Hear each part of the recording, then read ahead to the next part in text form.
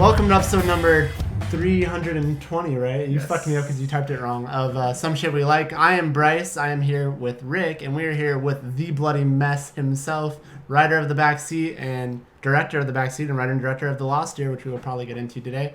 And this is Some Shit We Like. What? Weekend. Lost Weekend. The Lost Year is the feature film that we've been struggling to get off the ground now. Yeah, that's right. Talk about in great detail. The Lost Weekend, I guess I'm more familiar when it... Well, I know. But I think when you and I were talking about it a lot, I think you hadn't fully decided on a title, even though I do know that that is the title. Yeah. I'm just used to referencing it as make the other thing. excuses for bringing up past trauma.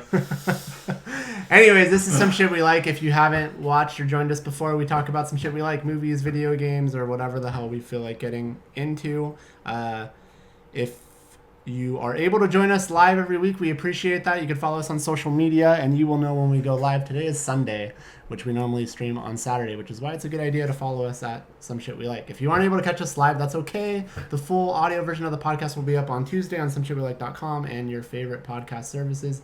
And if audio isn't your thing, you could watch clips of the show throughout the week on YouTube on Tuesday, Wednesday, pretty much depending on how many videos Rick puts up. And then the closest thing you're going to get to this live show is when we put up the full episode on Friday at noon, and that's what we do. So I guess for the uninitiated, Ryan has been on the show many times, but some of you I think are probably new watchers or viewers. We kind of have a little bit of a regular audience now, even though no one's in the chat room, but That's what I've been hearing. we usually do. Cheesy said he was going to be here last night when I was streaming. Oh, did you? Yeah. Oh, well. So Ryan, I guess, I don't know, tell the audience a little bit about yourself. Oh, wow. Loaded question. I'm from the great state of New Jersey. I spent a brief period of time actually living right by this undisclosed location Yeah. that we're in right now. Yeah. Made some films, and we fell in love, the three of us, and Mike, I guess, although he's out of the picture, irresponsible father to our relationship. Yeah. He's actually a dad, so I can't say that. But yeah, we fell in love over the Why the Last Man fan film I made in 2011. I guess it came out in 2011. That was shot before then. Mm-hmm. Then, did that feature film in The Backseat, which Big Red flew out to New Jersey / New York, and he was in it. He worked on it, and then you guys came along with some screenings and stuff, and we've been in love ever since. We met through this podcast, so Yeah. pretty crazy. Pretty crazy indeed. Yeah. So now we're here. And like they say, people you meet online, they put out. Yeah, this is true. Big time. Yeah. Definitely. So what's going on with you, Rick? Not too much. Bought 2 games on Steam last night. What was the second game? Sleeping Dogs. It was only like $2. Let them lie. That's what I hear. It's $2. That totally should be one of the entries into the series. Should be Sleeping Dogs. Let Them Lie. That definitely should be. It would actually probably work. Yeah. Other than that, like, nothing too much. I'm boring. Yeah, you were. Anyway, I'm just kidding. Talk to Ryan more. He's our guest. Let's see what he's been up to. You guys ever see the movie The Guest? I It's really don't good. think so. Really good. Dan Stevens is in it. Made by Adam Wingard, the guy who did what was the movie that I really liked that came out like a year before that? This is great. You're Next. He made. Oh, He yeah. also did the we were Blair talking Witch about remake. Yeah, but yeah, The Guest I feel like would be way your guys. I remember that trailers for that and like it coming out. And I do too. Solid. I just don't. It's good I stuff. just didn't go see it. Some shit I like. The Blair Witch remake, huh? I didn't watch the Blair Did you Witch see that? remake. I did. I wanted to like it a lot more than I did. I know I was actually kind of into it for a minute, and then like by the end, I was like, all right. When did that come out? Like what year? Roughly. I'm trying to think probably of like Not too 2 or long 3 ago. years ago. Yeah. I don't think I saw it then. Yeah. What was cool with it though is like one of the cool ideas that they incorporated that sort of worked was they had like drones and stuff. So like taking that into the found footage. Yeah, that is cool. That is is cool. like I thought pretty pretty cool. But honestly, I don't remember much else about the movie other than like for a good chunk of it, I was really into it, and it like kind of lost me. And it was just called Blair Witch, right? I believe so. Yeah. And what they did that was really cool actually at Comic-Con, they had, I don't remember what the working title was, so they had poster art for that, and they did a screening. And then right at the screening, they had all the art that was around the theater fall down and reveal it was a Blair Witch movie. Oh, that's or awesome. Something like That's that. really So rad. people had no idea that they were seeing that. Oh, that's true. I heard that it was nuts marketed like that. differently. No. They didn't really officially say it was Blair Witch. Yeah. That was us with 10 Cloverfield Lane. Yeah. Yeah. What was it called for us again? Now I'm Valencia. blanking. Valencia. Still the best way to have seen that. Yep. Was Yeah, that you guys way. got That was the the best. experience. But anyways, actually speaking of Blair Witch, I'm surprised we didn't talk about this. That was a Blair Witch game. That game looked awesome. Like they showed off or unveiled the Blair Witch game at E3, and I thought that game looked really cool. I forget what conference that was for. Was it Ubisoft or Square Enix or maybe none of the above? I didn't see Square Enix and I didn't see Ubisoft. Maybe Microsoft. Were you watching?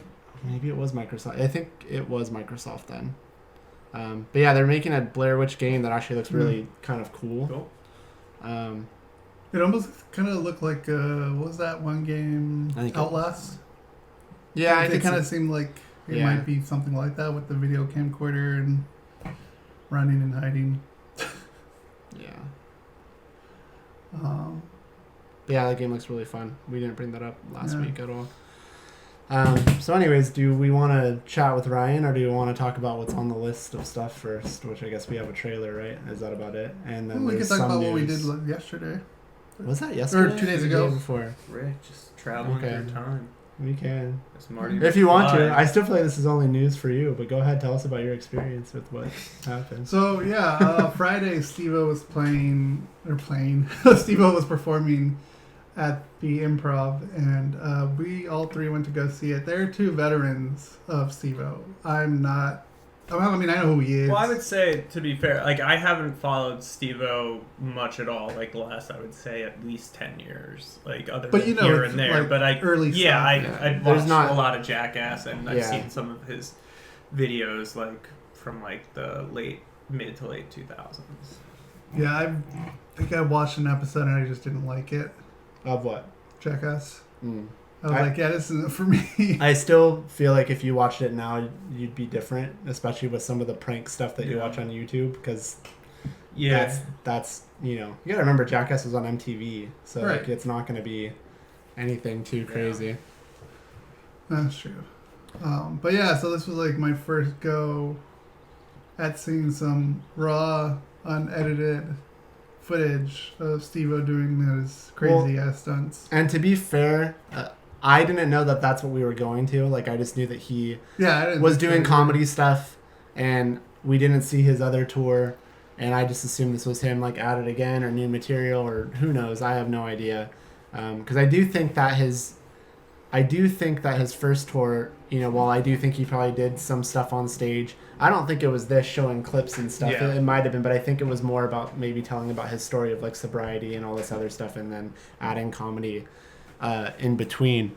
So I think that's kind of what I was expecting. So I did sort of feel bad for Rick, because I know Rick is someone that hasn't watched any of the Jackass stuff or CKY stuff, and is a little, I don't know how I want to put it, his stomach and his eyes can't take some of the stuff. This is, like, to me, like, as graphic and everything as it gets. Yeah, and I can't say I was expecting it to be that sort of thing either. Like, I mean, I feel like it's one thing to watch clips like what we saw, like, in your own home, but I thought it was odd that we were seeing this, like, with a crowd, like, I wasn't expecting to get, like, essentially the equivalent of, like, the Steve-O DVD, not the Jackass DVDs, but, like, the Don't Try This at Home Steve-O DVDs and stuff, that sort of material, like, from his personal collection, at the Improv with a bunch of people. And I think we should also mention our experience was quite tainted. I was going to get into that too. Yeah. So you want to take the lead? Sure. So we, there was two shows. He was playing Friday and Saturday, and he was doing double shows. There was an earlier show and a later show. We went to the later show. The doors were supposed to be at 9:30, which I honestly I feel like it was probably this way because of the fact that he was doing 2 shows. Because normally, like, well, no, it's not even the late part. The doors being at 9:30 and the show starting at 9:45. I'm like, that's unusual, because I feel like when you go see Babylon, like, it might start at 10, but the doors are at 9 or something. Like, if you see something they or want to anything get else. you in there to like buy. And it Yeah, starts on exactly. What's that? And it starts on time. Yeah.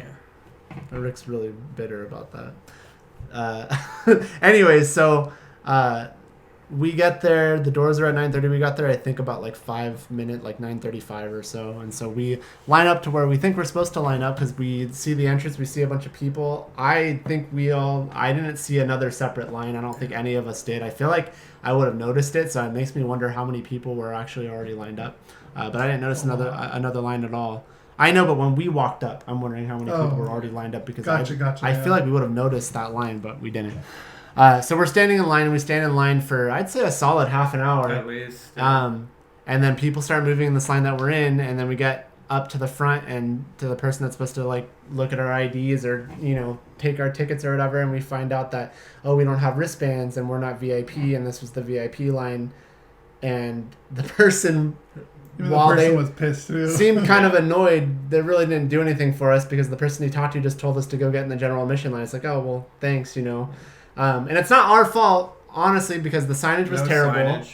The signage was terrible. No one announced anything in the half hour, so we were waiting. Yeah, like, no one said anything. Like, we were in a line with enough people to where it felt like, yeah, this feels right. Like, this is probably, like, everyone that's here right now trying to get in, you know, because it was a decent amount of people, and it was a later show. And so, you know, like, it just seemed right to me. You know, like, I wasn't necessarily expecting it to be... And the line did started going back, too. Yeah, it started to go back even more from there. So it definitely seemed right to me. But then once we were directed that the line was at the side of the building, as we're walking there, I noticed that there is a sign, but it's on the box office window that says general admission line is this way. But us, along with probably most other people, have most likely already bought their tickets. Yeah. So we have no reason to go to the box office window, which it's not right in front of your face either. It's a little bit set to the left. So to our, I guess to our disappointment, we go to the general admission line, and the line snaked all the way around the building, and it was really long. And I gotta say, for the Brea Improv, Brea improve your signage and line situation. Yeah, you know, definitely. It's a they've been probably in that building now for what, I'd say maybe like a year, and maybe not even that. That's about a year. Maybe just about a year, if not just under. I don't remember, because I think I think Chris Hardwick was the last thing we saw at the old one. Yeah. So anyways, maybe they're still ironing out the kinks. I have no fucking clue. But so far, my first experience there wasn't bad. The second experience, I'm just like, I think I prefer other improv locations better. But anyways, so instead of us having a decent spot at the show, we were all the way in the back. We weren't in the very back, though. We thought we were going to be. But it would have been nice if that was the case. Yeah, that would have been nice. But then there was even more people that lined up behind us. And by the time we get in, needless to say, we are essentially, you know, at the far back of the theater. Which, like, I could have lived with. You know? I would have been fine with it too. You know, you could hear, but it's at our table and behind us in line. Yeah, so there was really obnoxious people in line that like, were probably underaged. I would say, like 20 years old at most, trashed out of their mind, screaming for Steve-O constantly, and then once he actually started his show, we're just talking about the bomb-ass food and fucking like their makeup and where they're going after it. And this went on the whole show to the point where I would say ruined the show. Oh, absolutely. And the staff of the Improv didn't do anything. Granted, we were all cowards and didn't snitch, and at one point someone did come over towards the end of the show, and the guy was like borderline flirting with them. So it was like, I've never experienced something like that constant, where, and like Steve-O is yelling at people very early in his set to like shut the fuck up. Yeah. And I thought if we had slightly better seats, I think he would have been able to single them absolutely. out, and he would have tore into them. I wish that would have happened. I feel like the way I was sitting, my back was to them, which I heard them and it was annoying, but I was just kind of like, well, my back's to them, like I'm just focused on this, and I kind of just drowned them out. I feel like if I was at their table sitting right next to them, I would have maybe been like, but at the same time, like there was like, I don't know. There's a few of them. They're all drunk, and there's like the one and a half guys with them, right? Clearly trying to be like the cool dude, kind of date rapey. Like, what did the guy say? Like, he like bought them drinks, but he's like, but you gotta pound it. Yeah, it was something. He's like, next time I owe you. It's like no, don't worry, just owe me by chugging it. And then they all like chugged their like fucking wine or champagne or something too. I was like, oh wow. But anyways.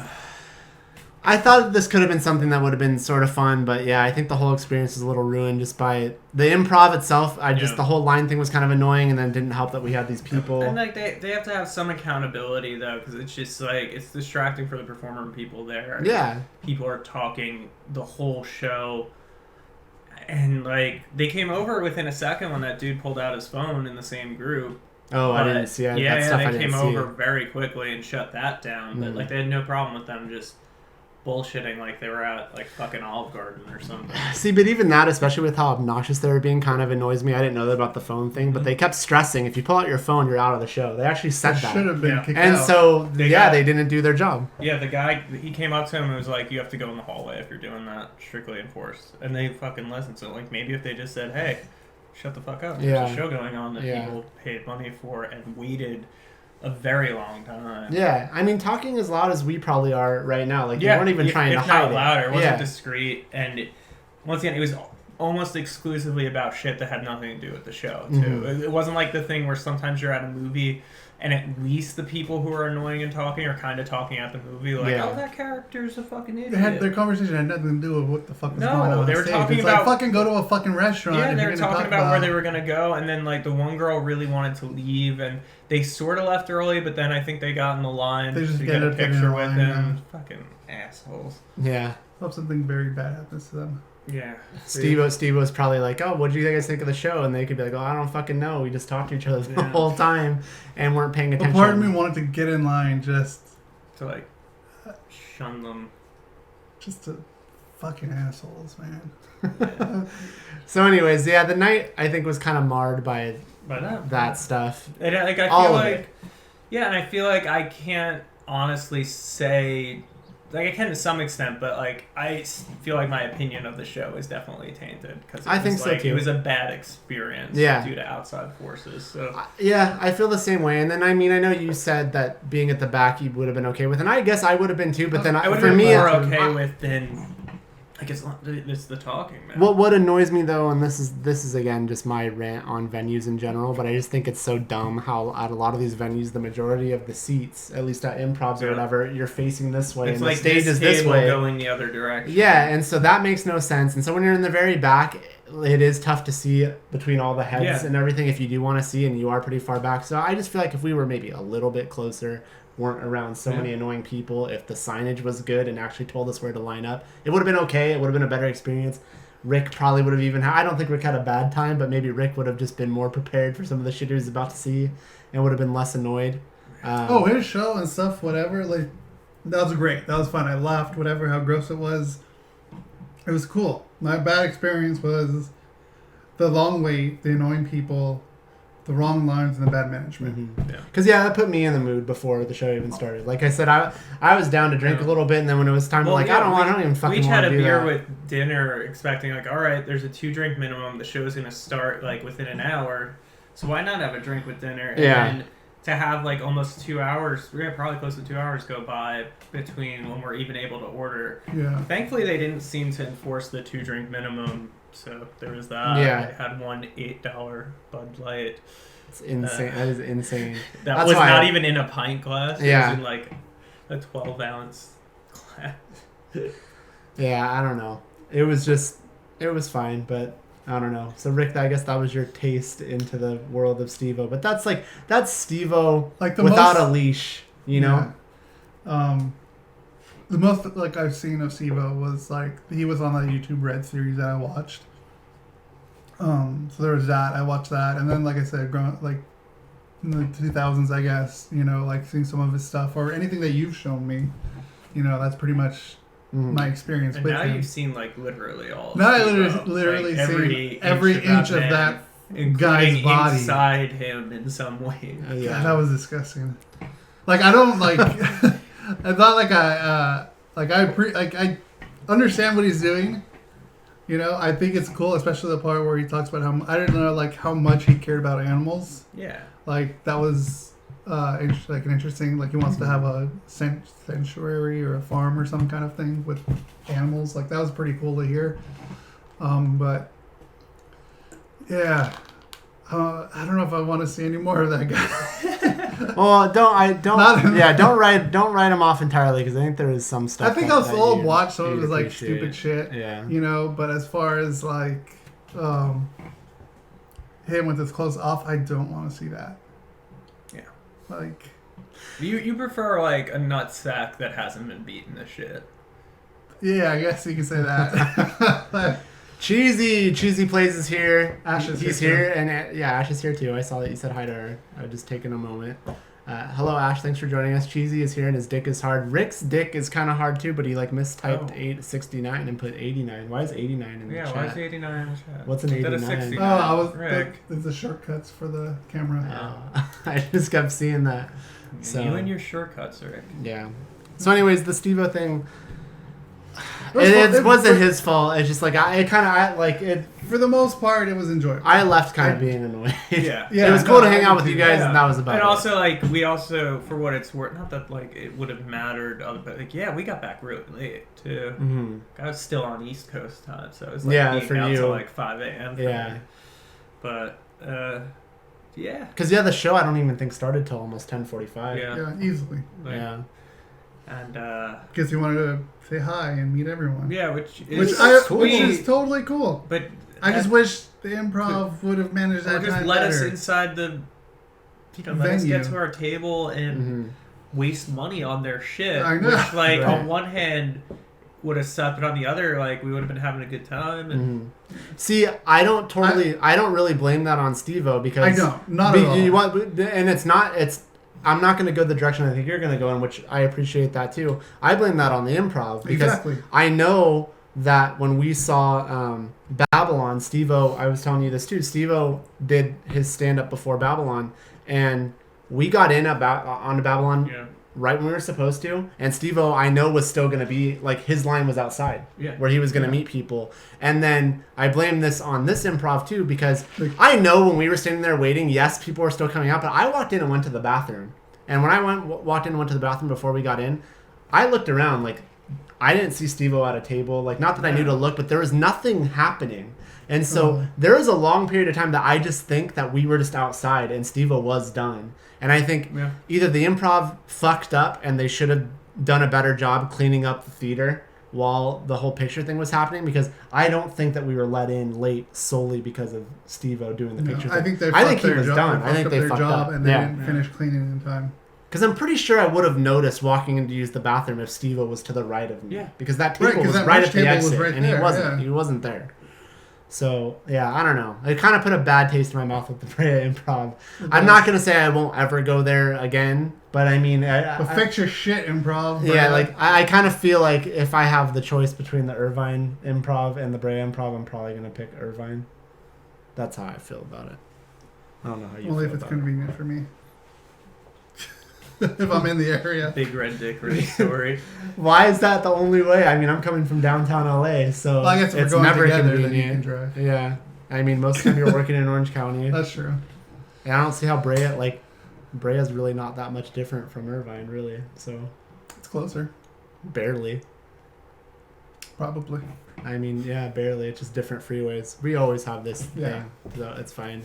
Rick also thinks San Diego's 7.5 hours away from here. So, let's move on. That was our Friday. So we talked about that. But yeah, what else do you want to do? Do you want to do the trailer, or do you want to bullshit with Ryan some more first? Bullshit with Ryan? You got something? Ryan, yeah. So talk about talk about the Lost Weekend, or even if you want to, because I don't know. I mean, it's been a bit, so I don't even remember if it's been properly told on here. You could talk about, if you feel like it, not to pull on your heartstrings, about how it went from the Lost Year to the Lost Weekend and what the plan is and the festivals. And I'll give a condensed version. So we've been trying to make my second feature film for the last several years, which is called The Lost Year. And at one point, we were pretty close to getting it made. We had some actors attached, including one was a child star of sorts. Not of sorts, he was. And who actually, did you get to meet that person as well? Yeah, okay, you were here for I wasn't. Yeah, okay, Mike was the one who didn't. Yeah. Anyway, it got to the point where that person was even literally in this room. And we also had another actor who is potentially going to produce and partially finance the movie, who is someone that all of us knew well before, which is exciting. And like you hear with these Hollywood stories, a lot of that fell through, to not necessarily any one person's fault, but it's what happens. But anyway, long story short, we still had a chunk of the money raised. So after about a year or so of struggling to get more funds, my actor / silent producer, who's, I guess I won't say his name because he likes to be a silent producer, but he brought up, like, why don't we just make a short version of this, like a short film, and like really make it well and see if that helps us raise the money. And then I thought about it and I pitched it back to the investors, and it's like, look, if we do this, at the very least you'll have something to show for your money. If we don't do the short, I don't know if or when we would ever get the money for the feature. So we went for it, and thankfully we kept one of the actors that was attached to the feature, Gracie Gillem, who used to be known as Grace Phipps from Disney's Teen Beach movies, like greatest person. So she stayed on board, and we ended up getting an amazing cast. We got Kathy Curtin, who was on Stranger Things, Orange Is the New Black, Insecure. She's even in The Wolf of Wall Street. She's on Homeland. She's in everything. We got her to show up. We got Lee Baber from Sneaky Pete. Sam Bartholomew played our lead character. He was on Star Trek Discovery. And we even got Reed Birney, who won a Tony, who was on House of Cards. You've ruined that word for me, by the way. Yeah, the Tony. Yeah, every time I hear that. Touching his Tony. Yeah. And we even got this one actress who's in, like, basically a scene, who is also on House of Cards. Anyway, like, we got a lot of luck making the short. I was super happy with how it came out. And now it's kind of doing its festival run, and I can make an announcement here that I haven't formally made. Do you guys want to? Please do. Like, I already mentioned it. Some shit we like exclusive. Very exclusive. Mostly because I was going to post it on Facebook yesterday, but then I realized people don't. I feel like, I don't know, Saturday, Sunday, not a good day for social media announcements. People are having lives. But yeah, so it'll be playing at the Monmouth Film Festival in Red Bank, which is, Kevin Smithville. And it looks like it's playing with a bunch of films from Sundance and stuff. So that'll be in August. That's awesome. It played in Texas. And yeah, it'll probably be playing around, hopefully, a decent amount over the course of the next year or so. And some good stuff. Bryce gave some notes that helped me get to the ending, which was kind of cool. Usually when people give, like, feedback and stuff, it doesn't lead you to something that big, but it led to the ending, which I think is, of the short, the strongest thing. Yeah, I was happy to help with that. Like, it was fun going back and forth with you on that stuff, and I appreciate even being included, so it was cool to be able to help with that. Should I mention anything else about the story of it falling through, or am I going to regret that? I mean, you could if you want to do it. If you're worried about names, you could. Yeah, no, I'm just not going to, because, like, if anyone looked hard enough, they could figure stuff out. But without, I won't say anything too judgy either. So one of the people involved who was going to be the lead in the feature film had a bit of a career before this. As I said, you guys had met this person, and, like, I'd spent some time with them, and they really abruptly left the project for really what seemed at the time for very silly reasons, but then I found out that this person was dating a very famous pop star then, who they're now married to. So lose out on making a film with me, get married to a pop star. It's understandable. I guess so. Yeah. Yeah. One day I'll publicly get into the deed. You guys know the shit. Yeah. I mean, And then guess what? It would be some shit we don't like. Yeah, I guess that is really true. But That'll change. And now, honestly, I mean, I'll say this, but it feels like that he's more famous for being absolutely. that person's husband now. yeah, instead of being blank from the blank franchise, now it's like blank's husband, Mhm. boyfriend. Can you believe blank is dating blank? Like Mhm. that shit. So, but yeah, but like I said, the shorts out there. You can see we have a Facebook page for it now, which I reluctantly made. So Lost Weekend movie on Facebook, and there's some stills. Is there a proper trailer yet? I don't. So I've It's kind of hard to make. Yeah, because here's the Yeah, thing: when you do sure. a short, because it's weird now that the festivals have been asking for them, we might have to do like even if it's like a 10-second thing. Yeah. I'll have to ask. I guess one other cool thing that happened with the short.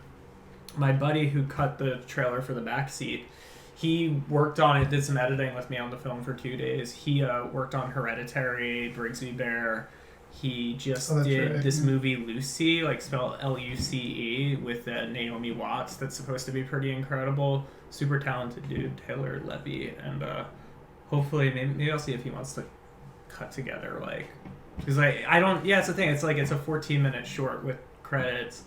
Yeah. But it is kind of weird when these festivals ask for a trailer, and it's like, are things really short? I don't know what we would put in it even, like, but maybe there will be a trailer at some point.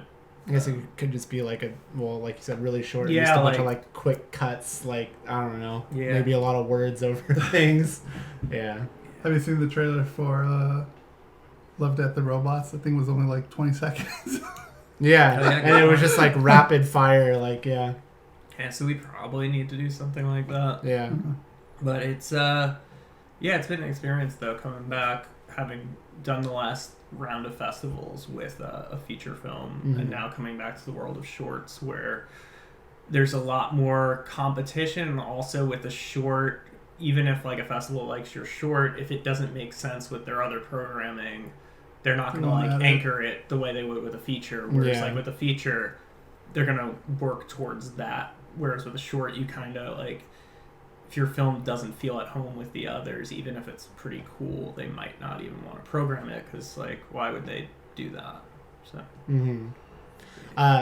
Then I bring something up that I thought was kind of funny. I was on Twitter a little bit last night because I was trying to remember if I posted that we were going to record today and not yesterday, and I don't know, somehow I ended up on your Twitter page. Oh, so you're just seeing gold. Yeah, and so I ended up on yours, and I saw you retweet something that Dan Herman said, and it was for the Facebook page. And for some reason, it kind of made me laugh, but I'm assuming obviously you're okay with this because you retweeted it, but that he refers to it as his movie. Yeah, well, you know, he The was an Lost executive producer on it. Yeah, He it's worked, just funny he to worked me. real hard. Yeah, Yeah. Herman did a lot.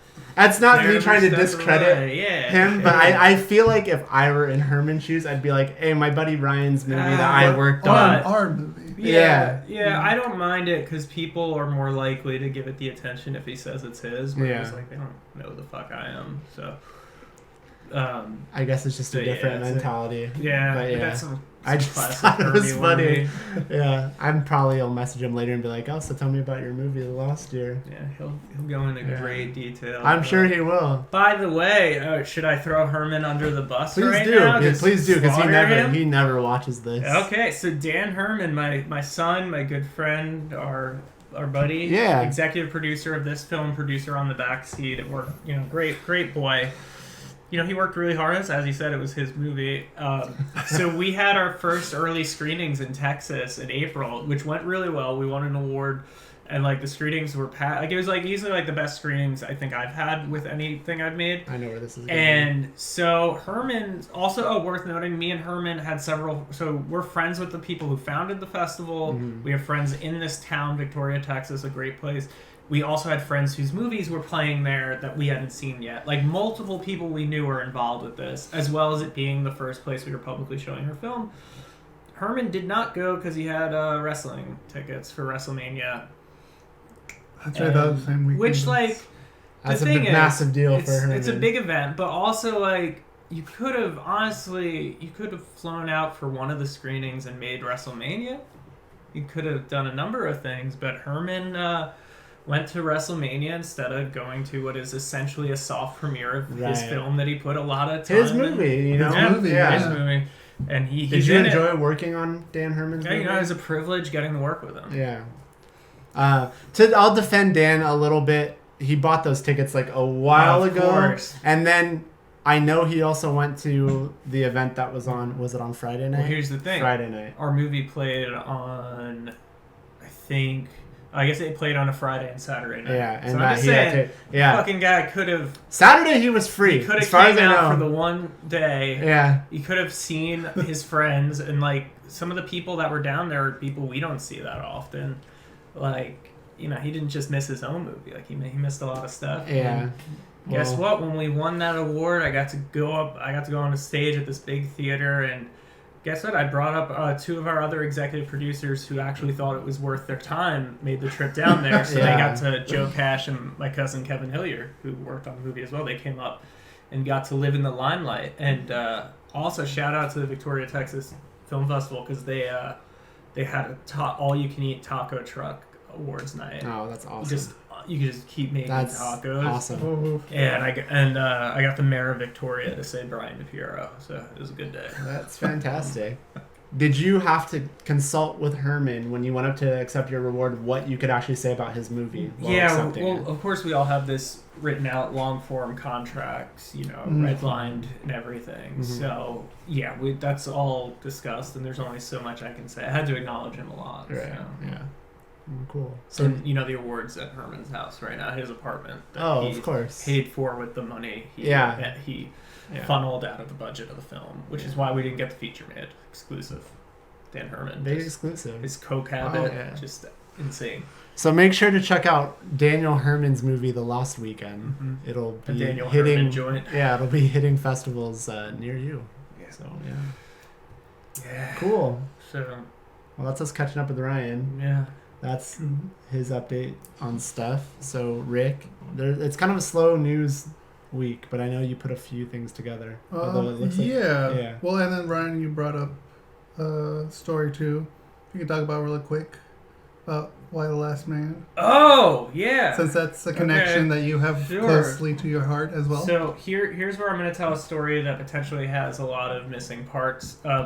So, Why the Last Man, great comic. Oh, there's actually a lot of Why the Last Man news. Fuck, I'm going to come off like some sort of expert or something. And this is just from me seeing headlines on the internet. So, as we were saying, we met because of the Why the Last Man fan film. What was cool with doing that, too, is just that at the time, the comic community was very supportive. I got to go to New York Comic Con for free that year because, I made a fan film. Yeah, they gave me passes and it was... I still can't believe that because now, you can't even go if you, pay. It's, hard to go. Is that hard to get in? Yeah, it's not as bad as San Diego, but it's still not, it's not an easy ticket anymore. And so, I just made, a crappy, fan film. But anyway, that's how we met.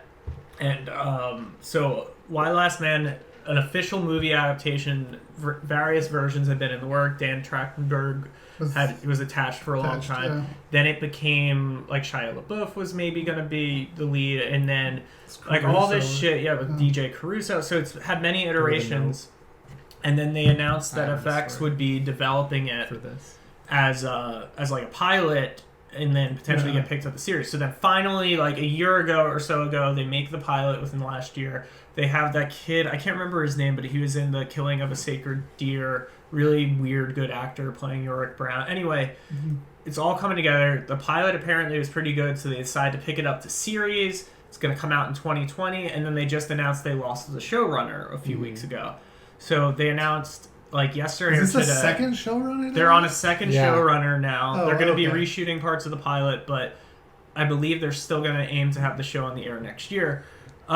Which is the big news, which is just what the hell? Why can't they catch a break? But apparently FX really wants to get it right, which when you think about it, Why the Last Man? Because it's just such an exceptional story. And if you, now that we're in, not to get too political, but since we're in Donald Trump's America, I do think a lot of the themes from the show are really going to work in its favor as far as being part of the cultural moment.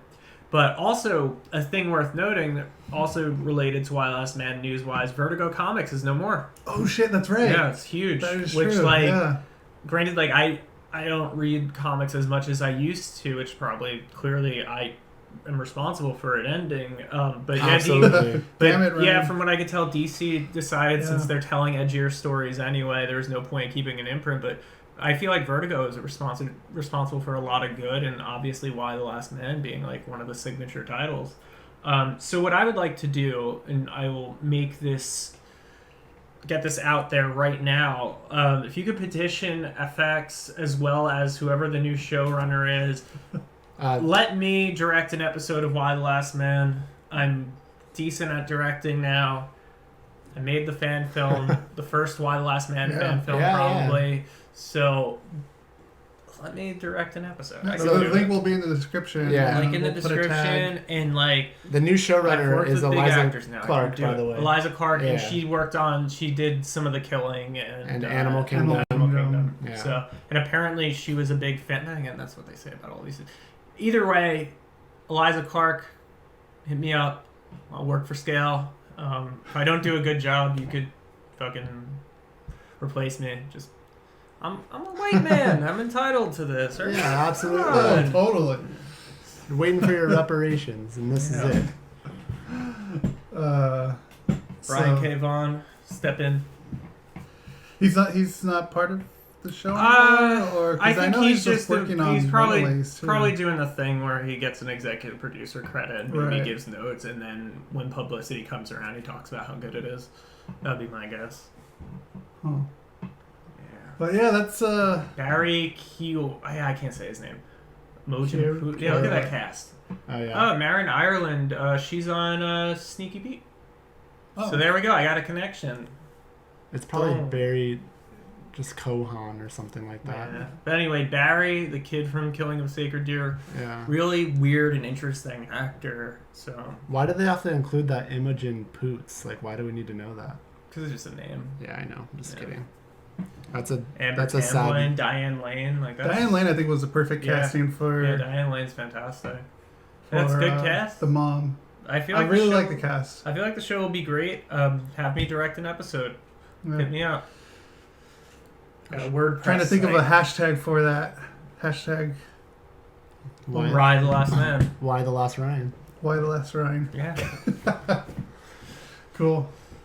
Yeah. So yeah, there's that news, and then Man. we also got some news on. What does it mean when someone gets timed out and messages being deleted with someone talking shit?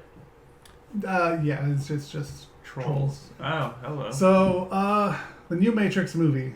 Did you hear about that? No, I haven't heard I haven't jack either. shit. Yeah, apparently they're working What? on a new Is this- Matrix franchise.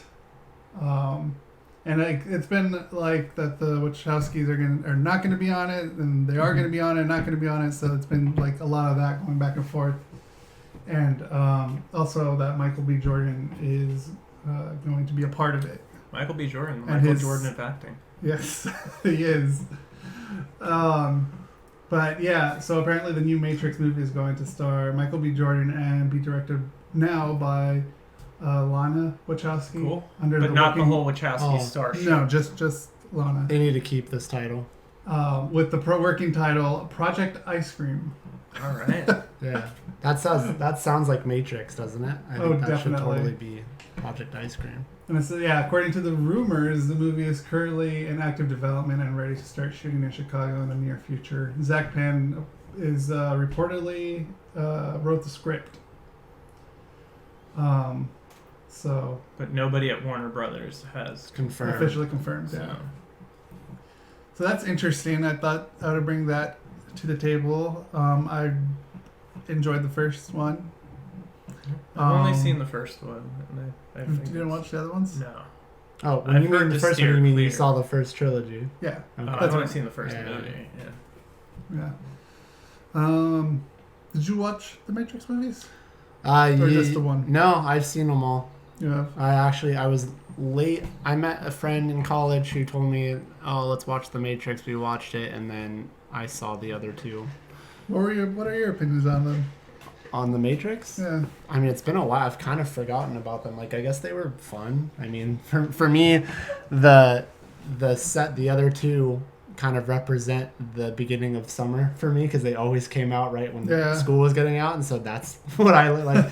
We'd finish our finals and then we'd go see that movie. Like, it would often need to be the same day or the next day, and so it was like the kickoff to summer. But I mean, yeah, they were. I don't know. I was really enjoyed the first one a lot. You keep saying you're talking about the first movie or the first trilogy? First Matrix. Okay. Yeah. The first Matrix. I'm just making sure, because earlier you referred to the whole trilogy as the first one. I'm assuming this wasn't a thing, but like anywhere else, for some reason I guess I was probably in like, 5th or 6th grade when the first one came out. So like these kids in my school had a thing they called matrixing, and it was basically them running up trees and like kicking them. They called it matrixing. Like It sounds like an early form of that's parkour some or something. New Jersey shit right there. I don't know. Yeah, I don't know how I made that out this way. Man, we should all do that after. Let's go matrixing. Yeah. Go matrixing. Yeah. Yeah, I remember once I watched the second one, like that one just confused the shit out of me, and then I just watched the third one out of completion. You know. Mm-hmm. Did you see them all? You in always theaters? bring it to completion. I always right? bring it to completion. Did you see them all in theaters? Yes, I did. Yeah, that was I really loved the trailer for that first Matrix, and I was really hyped up on that. Did you ever wear like the jackets? No. No. Nerd. No. We should wear jackets when we go matrixing. Yeah. Well, some of the kids at school did that. Yeah, we should do that. But yeah, I just like filmmaking wise, like I thought that movie was awesome for everything it did, visual effects. And Well, how do you feel about this if this happens? I know how I feel about it. I got one. I don't think it needs it. I was just gonna say why. Like at all. Why? But with today's present day technology, and like I'd be kind of interested to see what they do. Plus, I also like Michael B. Jordan, and I think he's a great actor. I think he's like one of the best like young actors, like consistently just. I mean, yeah, like. Then he had a really awesome cameo in, spoiler alert, I guess, in the movie Kin that nobody saw. I don't know if you guys saw it. I don't even know what you're talking about. Kin. Oh yeah, I did. I heard that by title, so Yeah. I did not. Is that what you saw? You saw it with Brian? I saw that by myself. Oh, I thought you saw. What's the Oh movie? no, yeah, I did see You it saw with it with Brian. Brian. Yeah. So, But yeah, that movie was really good, and Rick farted again. and I don't think it got enough love that it should have. For me though, like just that doesn't. How good of an actor he is has nothing to do Plus with Creed. it. It's just kind of like, can't they just work on something else? Like why do we have just make to something brand new? Yeah. Yeah, but you know why? in that It's because kind of you viewers at home are not seeing original content. So when each of you assholes complains and gets upset about the sequels, remakes, reboots, etc., stop seeing them. Yeah. If you stop giving money to those things, they will stop making them. I promise you. That's true. I agree with that. But my only argument against it is that's all there fucking is. It seems like that's literally all there is. If you want to see something that's not like, a lower budget, but if you want to see like high concept big things, you're lucky to get like one big original movie. Yeah, it's like we're supposed to be excited about all this stuff. With that said, like I'm gonna see Toy Story 4 this week and the new Spider-Man and just feeding the system. Right.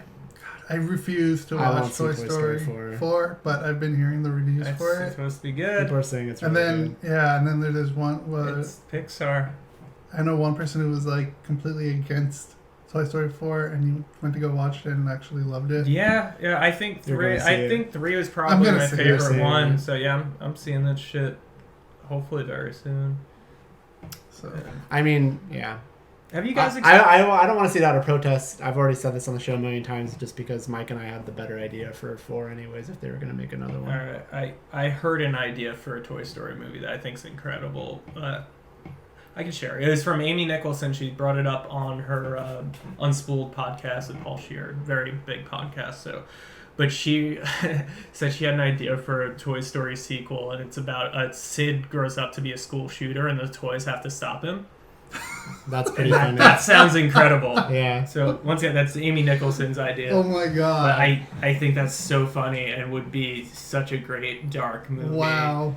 Yeah. Mike and I mean, I'll do it quickly. That's pretty good, but I think his. I've said this on the show so many times, but Basically, like 3 ends with Andy going off to college, right? Yeah, spoiler. Yeah. Anyways, that's how it ends. And so 4, to me, it's no longer a kid's movie. It turns into more of like an adult movie. And basically the toys go visit Andy at college and try to help him get laid because he's having trouble doing that. To me, that's the only Do Toy like Story sex 4. toys get involved too? Like, I mean, maybe like we haven't gotten there yet, but I mean, that's why it's just like, I saw this trailer for 4 and I'm the just like, cock ring has like a hello kind of voice. yeah, something like that. But to me, that, like, I think that's the perfect evolution. It's like, well, you grew up with these toys, now you're going off to college. Yeah. We gotta help Andy and it get could be laid. like Pixar's new brand, PIXXXXXXR. Yeah. Sorry about your virgin ears, Yeah. Cheesy. We apologize. Man, not everyone's got fucked in the ears yet. Yeah, so. yeah. Yeah, should be more considerate. All right, let's move on. I'm already getting hot in here. Oh, we left the fan on. Yeah, I told you guys, my idea was for us to do this shirtless. And yeah, we probably should have. All right. See, Rick just quickly changing the subject. Yeah.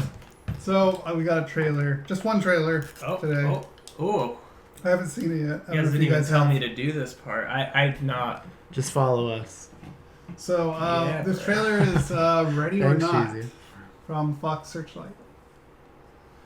And I like Ryan's porn parody idea of this one. I think you should share it. You should own it. Yeah, I think they should do a Ready or Not, Here I Come, and it's about hearing comes and... Yeah. That's about as much as I thought about it. It should come out the same weekend as the coming-of-age sex story of Toy Story 4.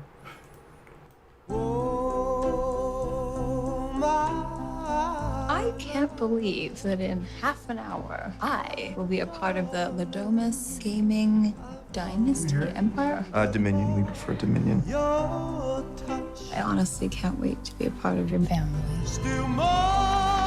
There's just one more thing. Education chick? And then you are officially part of the family. So, at midnight, you have to play a game. Why It's just something we do when someone new joins the family. a game? doesn't What look like her. game? Hide Sometimes and it does, seek? sometimes Are it we doesn't. really gonna play right that? there, it doesn't. Well, the rules are simple. You can hide anywhere. We then try to find you. So there's no way for me to win, right? I mean, stay hidden till dawn. No, thank you. Good luck. Oh, Jesus. What the hell is this? How old is this thing? I know you're in here. This is like Clue. Oh, Jesus. You shot the maid. Does she look like she's wearing a giant white wedding dress, Emily? Holy shit! I had to play along so that I can get you out. It's insane. They think they have to kill you before sunrise, or something very bad will happen to the family. If we don't find her and perform the ritual, we're all dead. Found her. God damn it! Emily! I don't know what I'm doing! And today's video is called Getting to Know Your Crossbow. I forgot my gun. Why don't you just use mine? Mr. Ladomus, I just saw her running.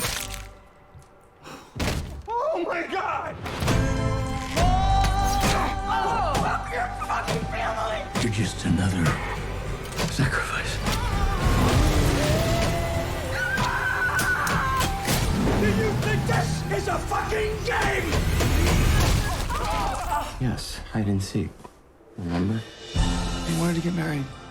No, I'm sorry. I'm sorry.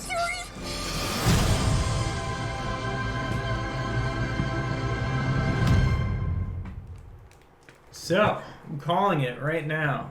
Most audiences going to see that movie, especially on a Friday or Saturday night, are going to be the worst kinds of audiences. Oh, I'm sure they will. Yeah, that movie looks like it is tailor-made for, like, the shitty, like, asshole, like, hey, I'm going to pretend to be tough around my girlfriend by fucking making fun of this movie. That's not the girl from Sex Education. Okay. I'd say it looks kind of interesting to me just because I really like Clue. And there's elements of it that remind me of Clue. They really kind of spoiled some moments in that trailer, the way trailers tend to. Yeah. But maybe, I don't know, maybe there's just not much just more the to the surface. movie. Yeah. Looks interesting. What do you think, Rick? I definitely want to see this. I think if It looks really good.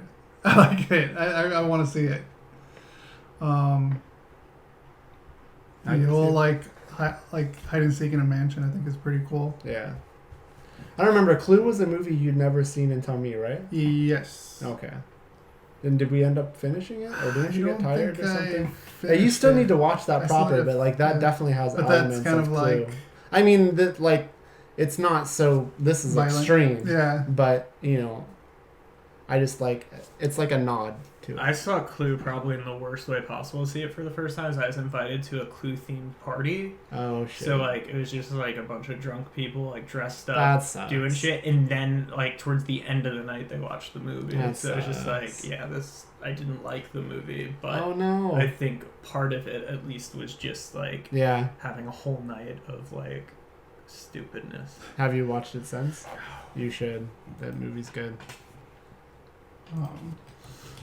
But yeah, that looks like something I'll see if I hear it's any good, or if like I was actually last night, my girlfriend's friends invited us to see Toy Story 4 at a drive-in, but to me, like, that's not a movie I'd want to see in that way. This movie that we just watched the trailer for, I think would be a good like drive-in or like Alamo Drafthouse type experience. Yeah. She was in 3 Billboards, that movie. The Babysitter.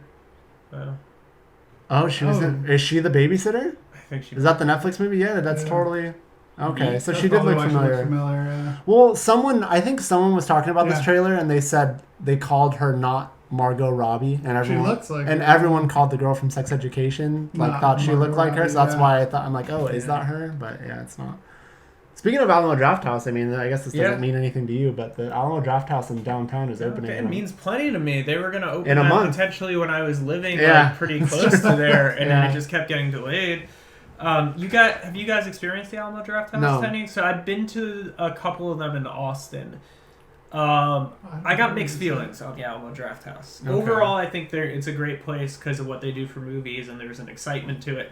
What I don't like, so I like that they're super strict about texting and talking in their theaters, but even though their wait staff is very good, it's still really fucking distracting when you're watching a movie and people are coming out with trays of food, and then they give you your bill about 5 to 10 minutes before the movie ends, and it's just fucking like, I don't want to be doing math on how much to tip someone when I'm trying to see Enjoy a movie. I mean, that's just how the end of a movie. But with all that said, though, they have a great presentation. They do a good job of mixing up bigger movies with small stuff. And, like it's an interesting experience. And the food's very good. They make very good food that they'll do themed menus according to what's playing. That's really cool. But, like, overall, I think it's a great thing. But as far as actually watching a movie for the first time, like, I wouldn't want to see, like, any sort of nuanced or subtle film that way for the first time. But the other thing is they do a lot of like repertoire programming, so you could see like Ghostbusters or some shit, and like I feel like they would do that kind of shit exceptionally well. Have you been to an AMC dine-in, and how does it I compare? have. The AMC dine-ins I think are honestly like equally intrusive, but there's not as much pretense of it. They're not trying to pretend this is like the perfect. Because the thing with Alamo Drafthouse is they're just so strict about distractions, but yet they create do a lot of distractions. As far as like the dine-in type experience, the theater that I feel like does it the most seamlessly without distracting you is the Nighthawk, which is in Brooklyn. It's a smaller theater, but they do a really good job of, and I think it's just the way their seating's arranged. Like you really can't see unless it's a waiter coming on like your level. Like it just doesn't get in your way. But Alamo Drafthouse, though, you do have really good picture and sound, and they actually will have they'll play stuff in 35 millimeter. Sometimes all their screens are going to be 4K projection, and they Alamo Drafthouse also has like their own pre-roll like shit that they show before the trailers, and like they'll have like if you're seeing a Marvel movie or something, they'll have old Marvel cartoons playing while you wait. Oh, that's cool. So they do a lot of cool stuff. Like I can't. Pretty much everything but the way they handle the food side, I just think is just a little too intrusive. Like, I think if anything, they should give the bill, like, at the credits. And then just have them standing by outside with. So if anyone leaves, you just say, hey, did you pay? But I feel like the solution to the dine-in stuff is they just need to make it entirely digital. There needs to be some sort of, like, Or if you could just iPad Well, what you thing, do is you and it's write just- it down on a piece of paper. pre-order. People. Yeah, And I get, but I at think AMC you can pre-order. A Yeah. lot of them though. I think like some sort of iPad or digital screen thing where it's like, I mean, But maybe then it might you turn gotta have people it off. Not give the light. Well, to that'd be it, easy. so I people mean, I guess that'd be use it. easy. Like, maybe you just enforce the rule that people just can't do it until the Yeah. movie's over, and then you're just not dealing with. The only thing you're dealing with, I guess, is people bringing you food. Yeah. I don't know. Which to me, like, yeah, like Or when you prepay, yeah, that would be the way to go. Yeah. And Or even like an account system of some sort. Yeah. You know, like I don't know. Because I mean, I guess it's kind of like I was just in Seattle a couple months ago and experienced Amazon Go. Which, are you familiar with that? Yeah. So it's just like experienced it. Well, yeah, I haven't experienced it, but yeah, like you just being able to watch, you have this thing, you like Yeah. fly, like that to me is the solution, Yeah. and it's all set up. It's to your account, and you forget about it. I don't know. Have you guys ever seen anything at an AMC theater in Dolby? By I'm the sure way? we have. To I know me, you that's have. by far the best presentation I've seen. Dolby Period Atmos. of any.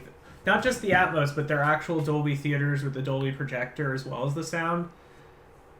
It's like a very special thing. The Norwalk different one than the had- it's different than Atmos. The one in Norwalk, I think, does have a Dolby screen. It'll say like Dolby Cinema at AMC. To Yeah. me, that is by far District the best. has one too. Yeah, that's easily even more so than the ArcLight and like even the better IMAX screens I've been to. The Dolby experience at AMC theaters, I can't stress enough how flawless it is, and the depth of the blacks and they call it moving sound. It's incredible, and even the way they do the seating there is set up in such a way where if the people in front of you have their phone out or something, you're not going to see it. Yeah. And it's like, oh, it's awesome. Yeah, And I need to sing its praises whenever I can. The one in Tustin that I go to the most, they have that, and they also have AMC Prime. Okay, cool. Have you tried AMC Prime? I haven't had It's Prime yet. pretty much It's the probably same thing. similar, yeah. It's just like the seats rumble. Gotcha. Okay, that's fine. So it's more immersive That's cool. than that. But yeah, the screen size, the And black, then the depth of sound black, and the is sound. and like seeing the first movie, not the first, one of the first movies I saw at the Dolby by us was A Star Is Born, and hearing those concert scenes, like it felt like you were hearing real fucking live music. It felt like you were in the crowd. That's really cool. And yeah, it was easily. I was surprised because like I fucking love the ArcLight, which I still think is like top tier. But to see that a chain managed to have their own version of that presentation. Yeah, any chance I get to it's see worth it. in Dolby, I do it. And that's yeah, and thankfully their A-list Or thing, Prime. which I'm a member of, covers that. So like, I'll see fucking anything in that format. Did you ever make it out to an iPic theater when you were Not down yet. there? No, I've heard that's great. Yeah. It's Expensive. It's expensive. That's the thing. Yeah. Go, but Did you know that an Alamo Drafthouse was opening up downtown? It's like I mean, it's been in the works forever, but it's Well, but actually you- but- opening like. yeah. But I heard It's- officially it's like a opening. month. Yeah. Well, I mean, don't give me that face. You are terrified of downtown in LA. I figured it'd be something you wouldn't even really know about. Hey, I got to go downtown with Rick a little over a year ago. Yeah, We and had sometimes he comes, but We I went just to the didn't know smell. that was something. Yeah. You went to what? The smell. Oh yeah, that's right. We're the oldest people But- there by a lot. I know. Anyways, it's like it's walking distance for me. We're gonna have to go. Yeah. Gotta experience it and then talk about it on the show. Yeah, I've always been kind of curious. Yeah, and like I said, the food's solid. Like it's Yeah. not. Yeah, 'cause the food. It's real. Right. And I'm excited Yeah. about that part of it because I think I don't want to say it was bad, but I think after a while I started to think that the food at the dine-in AMC was just kind of the like quality it's went down. okay. Yeah, it's not. I think especially with something like AMC, even Yeah. when they start something cool food wise, they're gonna realize like, wait, we make as much money by just giving you Exactly. shit. And nothing can really compare to the bomb ass food that they have at the Irvine or at the Brea Improv, you know? Mm-hmm. Those people are The bomb-ass totally pretzel right. that Yeah. they were going nuts for. So Also worth noting at the Drafthouse, what's cool is they usually have a bar like at the theater as well, so you could talk about the movie and have vaguely movie themed drinks. And, yeah. And also to plug the Nighthawk in Brooklyn, what they do that's really cool, with your ticket, you get half off your first drink at the bar with your ticket stub. Yeah. So Are people allowed to go to the bar without seeing a movie? yeah. Okay, could so go- that, I was like that explains Oh, it. okay. So you I was could they like, have a bar that you could go to before or after the movie without Gotcha. seeing the movie. And yeah, and then if you do see a movie, you get half off your Okay. first drink. So it's pretty cool. That is cool. Yeah. So like I more or less have stopped playing video games. The last They game really I go to the chair. Yeah. I'm gonna go to the couch. You guys are gonna talk about Spider-Man a bit, so. Yeah. So like Rick, you know the last time I really played a video game was when I somehow came vaguely close to getting a chance to write for one many years ago. So I played that game and obviously didn't get the job. I'm not a game person. Did you play all the way through? I made it a good chunk. Yeah, pretty I close. played a You didn't lot finish because it? I tried to cram in. Well, like especially once I didn't get the job, it was just like, well, this just hurts Still a my good Well, game. don't feelings. hide me, I wouldn't That's worry still about a it good because the game, company's though. dead now. So. Then the company, Oh, that true. company is dead and went down in flames, kind of, which is a shame because people seem to love the product.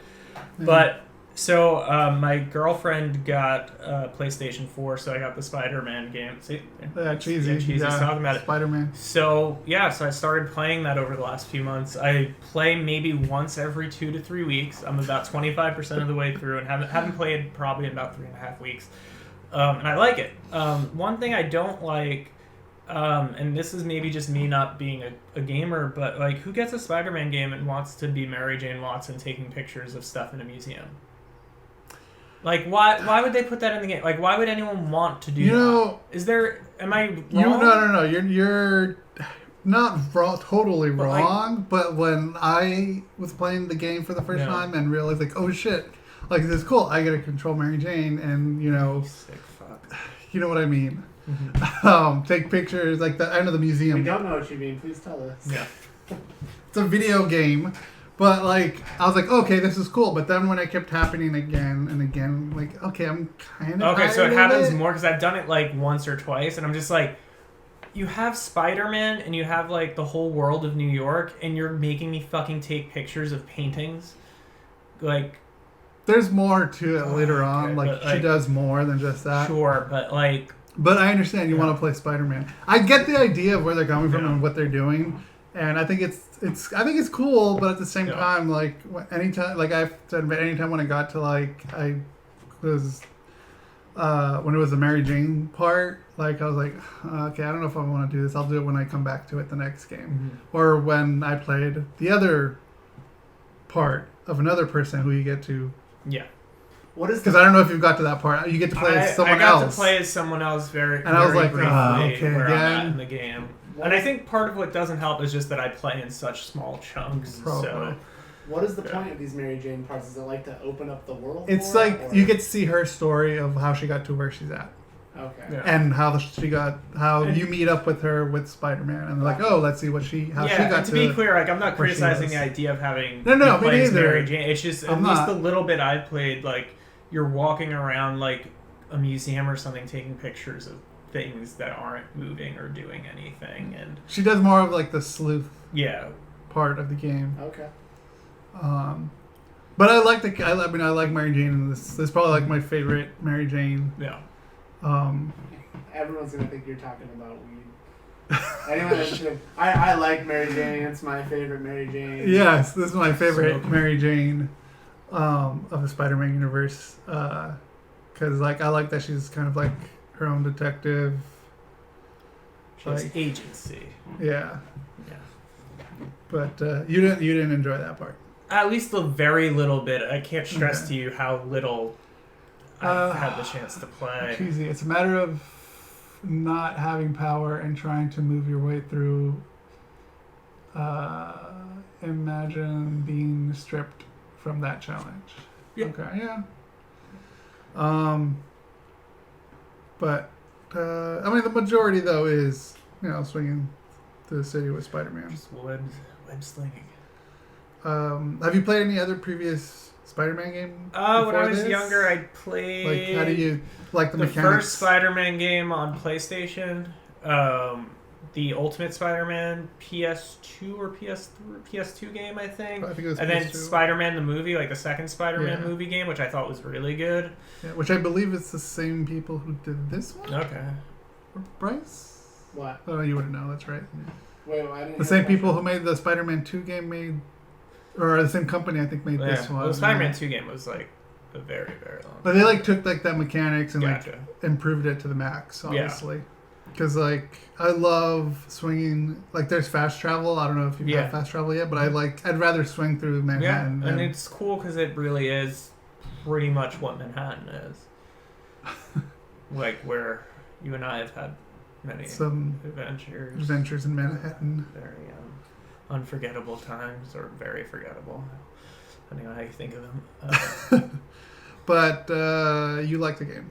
Yeah, I would say I like it so far, and like as someone who doesn't really play video games at all anymore, like I've enjoyed it, and we'll probably have there'll be some point where I probably just play it a lot and get through it. But right now, I've been lucky to get the chance like every couple of weeks. Is it because you're just busy, or is she playing movie more? Shit, yeah, or like yeah, I've just been watching a lot of stuff. The Criterion Channel, like having that debut the last couple of months, having an endless supply of like movies, really good movies that are hard to find. Like I finally got to see David Lynch's Elephant Man, and it blew my mind. Just watched The Decline of Western Civilization the other day and realized like, wow, like all the people in LA punk rock in like the late 70s, early 80s were assholes. But there's just so much good shit on there. So I've been like watching a lot more movies than I have in the last several years. Well, I have to say, like, you need to deep dive into this because get a good 4-hour session in because swing my web with you. Spider-Man 2 and this game, you're asking if they're made by the same people? Not or the part of the same company. I don't think so. No. Oh. I think because I thought I saw a video on YouTube. I think it was just the people who. This is made by Insomniac Games. Okay. But I don't know if. Because I saw a YouTube video of people who were created like some of the swinging aspects of Spider-Man 2 on a YouTube video, and they were played this one. Mike would probably know because it's having good attention, or Cheesy might know too. Cheesy and I are talking right now. Oh, are you in the chat too? We're having a private chat right now. Discord. Wow. Yeah. Private chat. Or you switch to the couch. But have private chats. Yeah, the story gets really good. It gets very cinematic. Yeah. And like I like the game story better than Homecoming. Interesting. See, I better like than Homecoming. I think Homecoming's my favorite Spider-Man so far on anything outside of like the Ultimate Spider-Man comics. But yeah, I'll probably, by this time next year, I'll probably be done with the game. I'll come back on. By then, there'll be a new Spider-Man game, and yeah, we'll see. Hopefully. Yeah, because there are some DLCs to that game too. There's 2 of them. Yeah, I've heard about that. But yeah, that game is amazing. Hey Ray, that's from Cheesy. You told me to do. Cheesy's weird. Blushing. Oh, what? All right. You turned into a horse. God damn. Yeah, damn, dude. Can you do that again? Are you gonna be a part of the Mr. Ed reboot? Yeah. Why? Because damn you it. totally do it. Why don't you make that noise when we're making love? Exclusive. I'm Mr. Ed. That sound. All right. So I've been playing. Yeah. I've been playing. I just bought Tomb Raider: Rise of the Tomb Raider. How's it so far? On Steam. I know you liked the first one. I loved the first one, Tomb Raider, the 2013 version. I played about 2.5 hours last night. Cheesy was there, Wolf, Ash, and I actually popped in a couple times, but I didn't say anything because I was doing other stuff. I was gonna start talking to you, but we watched Brightburn out of curiosity on that one website that I won't mention. Oh, you illegally Brightburn? Yeah, no, totally. Do you want to talk about Brightburn? I saw Brightburn. Yeah, I haven't seen it. Yeah, you guys can review Brightburn. Can you? Yeah, this isn't probably good on the show. I somehow missed like the first minute or two of the movie, but I did see Brightburn. I saw it in Dolby at AMC. Okay. I saw it as sort of a loose double feature with Booksmart playing before it. Which, oh shit! I watched Booksmart. Yeah, and yeah, I got opinions on Booksmart that like I don't want to talk about on the podcast because overall I think it's really good. We'll talk about but there's. Fuck it, I'll say it. Well, no, you guys talk about Brightburn first. Okay, yeah. Brightburn I thought was okay. Yeah, I thought it was okay. We loved the trailer. I thought the trailer looked awesome, and then the movie itself. I don't fuck with trailers. Yeah, no. I went in with really low expectations and was like, "This is sort of what I expected," but I had it had a fast enough pace to it. I'll just say this, especially maybe. Well, I don't know. I'd have to watch it myself and see if I would still say that. But to me, the trailer was better than the movie. Yeah, see, I didn't see the trailer. I just knew, and like, yeah, I thought it was really disposable. I appreciated how graphic it was at times. Mm-hmm. Like that was cool. I feel like it has potential, and so it bums me out that the execution was so poor. Yeah, it felt like it's definitely like a smaller scale thing too. Mm-hmm. Yeah, you definitely.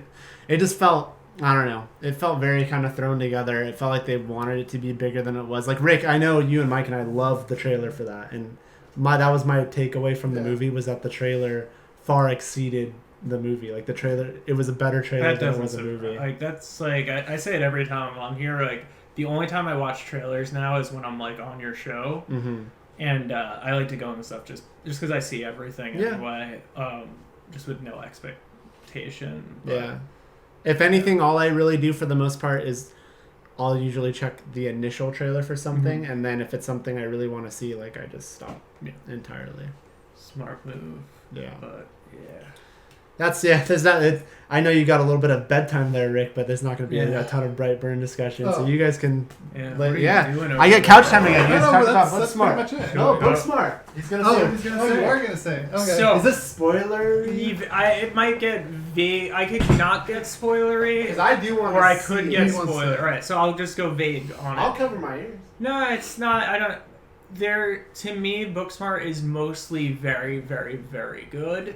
Yeah. I think the character stuff is strong. It's funny. It's well made. I like Billy Lord. Yeah, Billy Lord, Carrie Fisher's kid. But I think the last act is weak, and I also think it goes to a lot of places where it ungrounds the whole movie.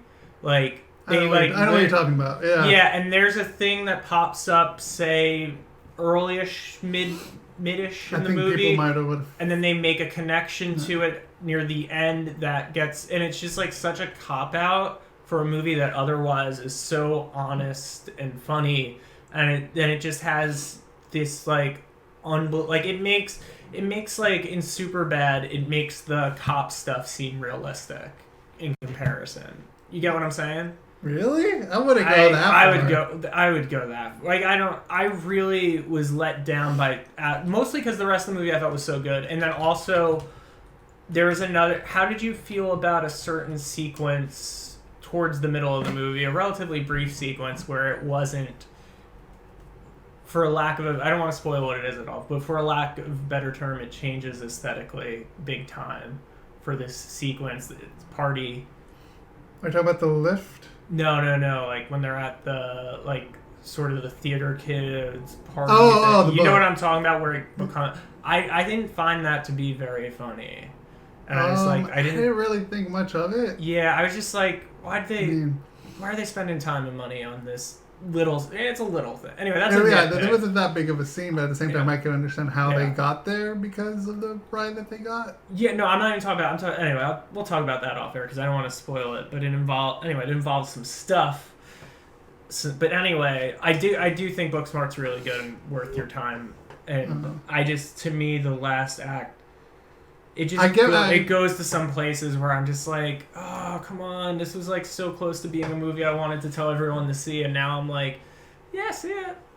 I'd definitely recommend people to see it. Yeah, I would still say to see it, but it's because I thought it was good. The story was good. The leads are great. The leads are awesome. Wonderful. Yeah. Jonah Hill's sister and that other chick from Caitlin the show. Yeah. Also from the incredible cast of Short Term 12, one of the best movies of the decade. Oh, is she in that too? Yeah. Didn't you see that? Which one? Short Term 12? Yeah. Yeah. Okay. I thought you saw it too. It's incredible.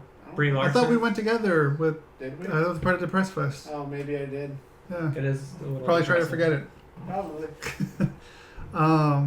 That's not a knock on the movie. No, it's not. It's a kind of depressing movie. No, it's not. But it is. That became a thing because, I'll go see any movie. But the guy from the newsroom. Rick had a whole string of movies that he took me to, and every time I'd come out of them, I'd feel like fucking shit. I'd like, Rick, why are you taking me to Is this Depressed Fest? Whatever year it was, I don't know. Yeah. But I'm actually really curious. Like, I really want to see it, and then I want to see. I recommend it. I want to see how it compares to Good Boys when that comes out, because like those two movies both, like the trailers dropped the same week from what I remember, and they both used the same song in the trailer, and they both look. They both seem like, hey, we're trying to be the new Superbad in a way. Yeah. So I do want to go back to you on that ending though. Like, do you know about Good Boys, Ryan? Before? Yeah. Okay. Yeah. Okay. Yeah. Like I don't. Jacob Tremblay saying bad words. And then, I don't totally agree with you, but I totally understand. Like it was maybe a little too far fetched. Yeah, and like, and it felt kind of like a cop out, but at the same time, like I was having fun with this movie that it didn't really bother me. Yeah, it lost me enough where it was just like. Up until that point, to me, it was really down to earth and realistic. It was grounded, and it was grounded. Yeah, like to me, like a future classic, and clearly it is going to be. People are loving the movie who have seen it, so I would see it again. Yeah, I guess I would definitely watch it again. But to me, that's like my one like thing that, for me, held it back from being something I thought was truly, truly great, as opposed to really good with like a small asterisk. I don't think it hurt it at all. And I think the comparison in Superbad is not even on the same level. Yeah, well, I think there's just a lot of surface similarities. Two friends, end of high school. Except for for that I can understand. Yeah, the big party night at the end of the year. Really? So there's a lot of just very on the surface similarities, but other than that, it kind of felt more Can't Hardly Wait to me though. Oh, because I mean, we both said after just seeing the trailer, we're both like, oh, this feels like Girl Superbad. But the same thing about Good Boys, similar. Yeah, it's structure it being like a one night movie too. Like there's a lot of similarities, but as far as in character and tone and everything, it's different. But like I guess you could say structurally and arguably even really plot wise, it's similar. But I think it does a more a grounded different version thing. of it. Like it's a bit. I feel like you can make an argument that Superbad has Can't Hardly Wait vibes though too. You keep talking like that's so different. I mean, Can't Hardly Wait is all about this guy wanting to profess his love to Jennifer Love Hewitt and all this stuff, and it's raunchier. But Michael Cera and Jonah Hill are just trying to get fucking laid. School's over. I guess that is. I mean, you could make the argument. Part of the different stories. Totally, It's not totally different. By the way, since Superbad's brought up, I need to bring this up every time. How fucked up, in a fucked up, good kind of fucked up way, how good was 2007 as a movie year? You got Superbad, you got Knocked Up, you've got There Will Be Blood, No Country for Old Men, Zodiac. It's like an endless. If you could pull up a list of like 20 to 30 truly amazing movies of all. I don't know. Those were all in the same year. You Yeah, it's all the same year. Because in 2007 there was still some originality coming out of Hollywood. It wasn't remake. Yeah, but like it's still. That was before the Marvel. But like all those movies, the thing is, it's not just that they're original, but it was like an exceptionally strong year, and it was just like it was interesting because it's like so many of the movies are different. But I think that's probably my favorite movie year of definitely in my lifetime. But it's crazy to me how like Juno came out that year. Hot Fuzz came out that year. Yeah, and that's the thing. And these movies have had like some cultural impact too. Like to this day, you hear those movies get quoted and talked about in a way that and just in years since and even years before. I feel lucky that was like, and maybe it's some not just a coincidence. That was like one of the first years where I was going to the movies regularly, but. Okay. Like I feel like a lot of those movies hold up and really matter. So. Yeah, some of those I don't think I've ever put together. Yeah, if you pull up a list, you're gonna see like a dozen other things. Where wait, that was the same year? What? Because they're like artsy Oscar movies, and then fucking Superbad knocked up within like 2 months of each other. And Hot Fuzz, I didn't realize that fucking came out that year too. Yeah, it was an insanely good year for movies. This was my first Sound Impact movie. Nick Frost soundtrack movie. Oh, you saw Hot Fuzz before Shaun of the Dead? Yeah. Wow. Interesting. Yeah, I didn't see Shaun of the Dead in theater, but I think I had seen it on DVD at that point. Yeah. good to squeeze you in on the show. I love being squeezed in Yeah. with you guys, and I'm looking forward to doing more squeezing in once the cameras are off and our personal cameras go Yeah, on. we're gonna do that. You're welcome to come on anytime. You don't have to just be here in person to come on the show. Just call in. Yeah. Well, I'll do the thing. Like sometimes when I see something I think is really good, I'll hit Rick up. Yeah, Yeah, definitely. I haven't seen anything like new that's like blown. Like I've seen stuff I've liked for sure, but I haven't seen. Actually, you know what I saw was great that I want to recommend anyone check out because you can watch it for free right now. Mike Mills, the director of Beginners, Thumbsucker, 20th Century Women. He's a great director. He did this short art project film. It's like 20 minutes or so long with The National. Just look up The National film or The National Mike Mills. It's on YouTube. You can watch it for free. Oh, It's 20-something minutes long. I think it's the best thing I've seen this year film-wise. It's not your standard film, but if you put a link to it, just look up The National. Like, you know the band The National? Yeah. So if you search for The National on YouTube, I Am Easy to Find is the name of it. But I cannot recommend it enough. I think it's by far the best and most moving thing I've seen this year. And it's weird because it's almost as much an art project as it is a film. It's so good. You have to pay attention though because there's a lot of text on screen that's not even subtitles, but it adds to the narrative. It's really beautiful and moving. Cannot recommend it enough. You might cry, but it's awesome. Okay. I really think it's the best thing I've seen this year. Yeah, smashing that like button. So I can watch it later. Gotcha. It goes into the... But and yeah. you could also just do the save for later. You don't have to like it. He likes it. This boy likes it. It's a bunch of more clicks to go through. You just check one box. It's fine. Anyways, I'll check it out. Wow. Now we know that you disingenuously like videos. Son of a bitch. You know what else? I mean, I know we're trying to end it, but, this won't happen. You could do it off the air. It could be an extra video, but you guys could have that debate that you guys never ended up having. I don't remember what the topic was. I know what the topic was. I don't remember the movie well enough at this point. I don't either. Will you do it now, or you're probably going to see the sequel, right? Okay. Oh, yeah. Because that comes out in like a week and change. Do you want to do it then? I'll do it then after. Via Skype for the show, and we'll talk about the new one. You guys should watch the first one, or the other one. We could. Well, I'm obviously going to watch Homecoming before the next movie comes out. So. I may or may not get the chance to do that, but I'll definitely be seeing the new one. Right. Should we tease what tease it? So yeah, Rick and I really loved Spider-Man: Homecoming. I wasn't expecting to, and it ended up being like probably, I don't know, one of my favorite Marvel movies, if not my favorite. And Rick didn't like it as much, and I wanted to have a fierce debate with him on here, and we just never did it. Even though I fucking basically moved into your podcasting studio, we never had. It never happened. I know. So yeah, I'm down for that after Homecoming too. What was your quick take on Endgame? I liked it a lot. I didn't think I was going to, because Infinity War I liked more than I disliked, but it didn't even impress. But I actually liked Endgame quite a bit. How about, where did you guys land on that? No, yeah, I thought Endgame, and I liked Infinity War also. So yeah. Yeah, I was very surprised, and I remember I saw it by myself, and I just remember telling my girlfriend like a few times after, I'm like, I'm still thinking about a Marvel movie a few days after? That's not normal, because even when they're good, they're like, to me at least, pretty disposable, just a good time out. But yeah, I liked it a lot more than I thought I would. It's definitely different. And also, every movie site, they have like those articles and stuff about like when to like get up to pee during Endgame for so long. They all said it was during the New Jersey segment, which to me had like one of the better scenes, like a really strong part of the movie, like without any spoilers, it's something involving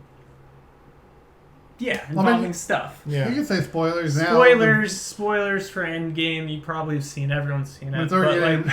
But yeah, like when Tony Stark sees his dad, like that's in that part where they wanted you to go pee during. That's like where everyone was saying was the good time to go to the bathroom, and that's like such a good moment, and it's simple, but it's like, I guess because nothing blows up and no one dies, but that's like such a good moment. I can appreciate a service like that, but like I don't think that's ever a good time to go pee during a movie ever. So just try not to. I learned my lesson when I saw actually Zodiac of all things. That's a kind of long movie. I was It still is. kind of new to going to the movies a lot, and I had like a lot to drink at the beginning of the movie. I had to run out and pee. I never ran so fast because I was loving the movie, but I was in like crippling pain. But thankfully, I've seen Zodiac a bunch of times since David Fincher had his finest. But yeah. All right, so you're gonna have an upcoming debate from Mr. Ryan O'Leary and Rick Weasel.